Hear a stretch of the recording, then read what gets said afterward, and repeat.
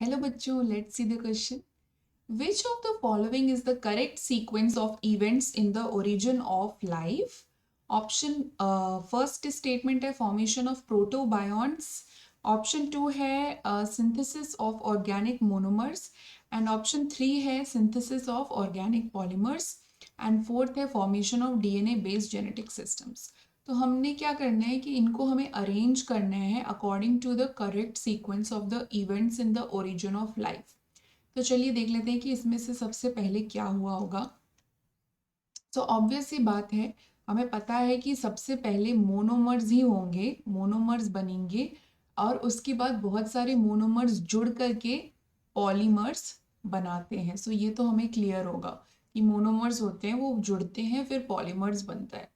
तो यहाँ पे ऑप्शन 2 मतलब सेंटेंस 2 में दिया हुआ है सिंथेसिस ऑफ ऑर्गेनिक मोनोमर्स.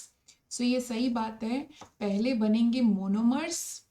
जैसे मोनोमर्स का मतलब हो गया फॉर एग्जाम्पल अमाइनो एसिड और पॉलीमर का मतलब हो गया जैसे कि प्रोटीन, या फिर मोनोमर का मतलब हो सकता है मोनोसेकेराइड और पॉलीमर का मतलब हो सकता है पॉलीसेकेराइड. तो ऐसे भी हो सकता है ना, ये भी तो हो सकता है.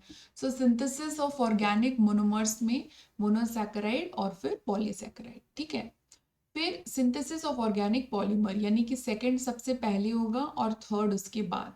तो यहाँ पे हम दो ऑप्शंस में इस तरीके से देख सकते हैं, सी में और डी में.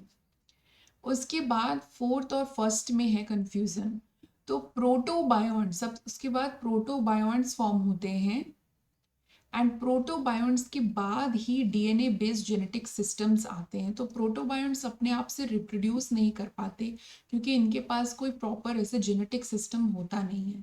तो प्रोटोबायोन्स होंगे एंड उसके बाद हमारे डीएनए बेस्ड जेनेटिक सिस्टम्स आएंगे. ठीक है.